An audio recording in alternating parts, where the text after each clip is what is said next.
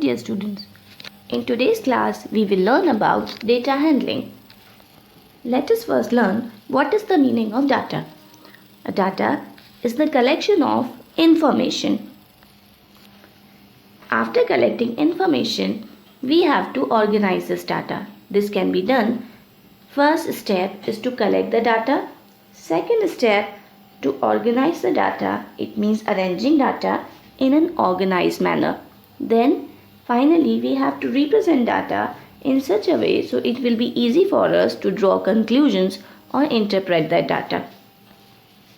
There are two types of data, primary data and secondary data. The data which is collected directly from the source is called primary data, and the data which is collected from other source is called secondary data.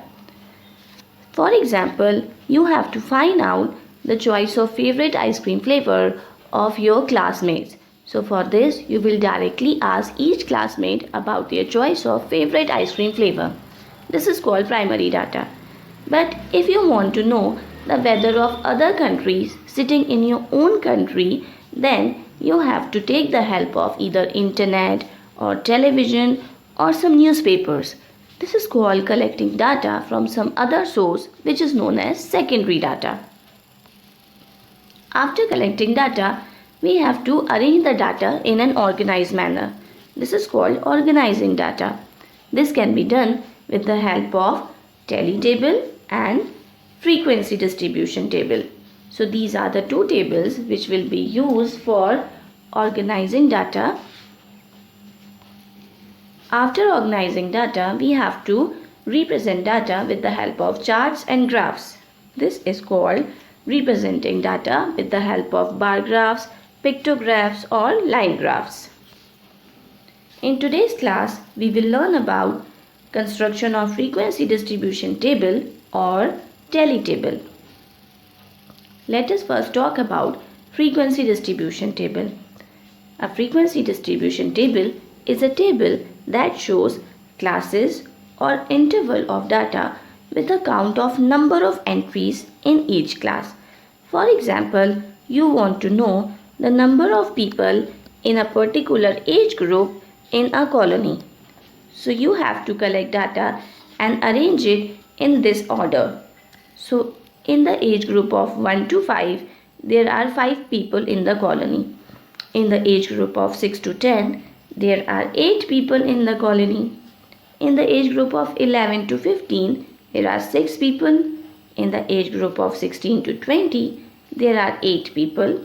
In the age group of 21 to 25, there are 5 people. And in the age group of 26 to 30, there are 4 people in the colony.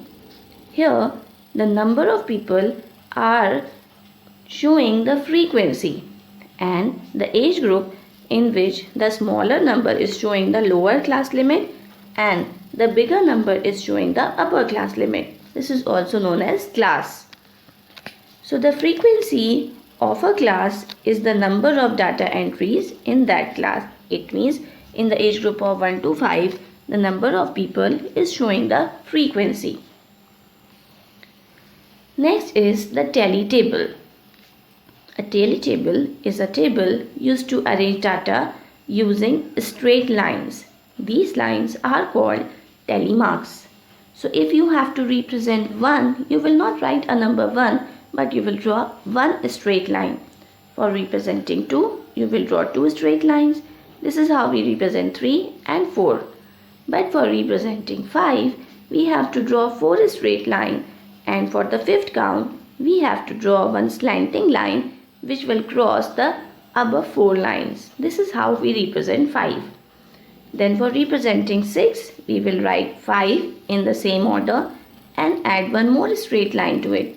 Similarly, you can find the remaining numbers also.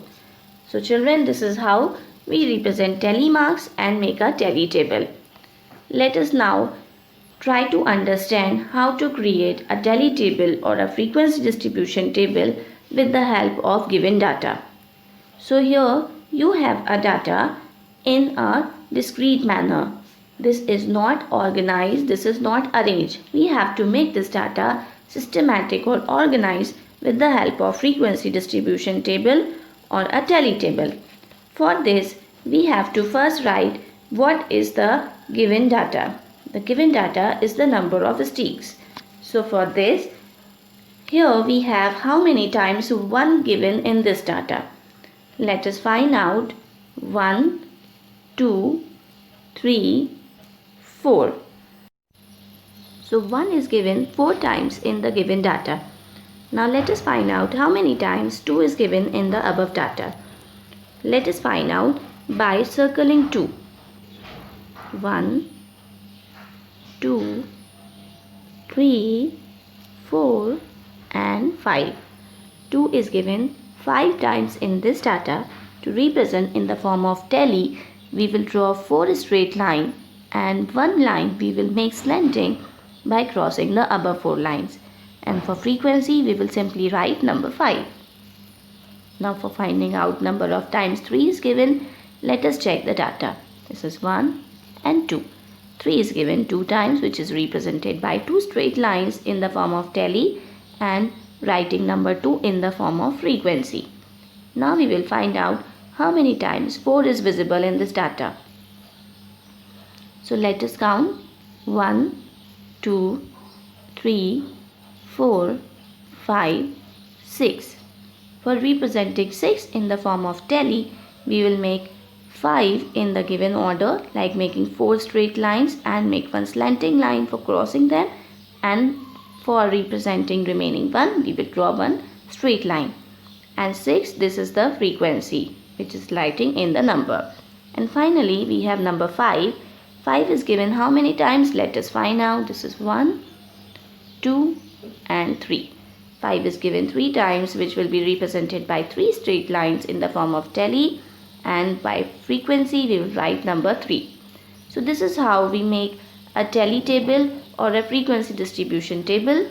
So children, many such type of examples are given in your book.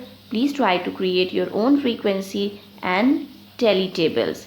Thank you for watching.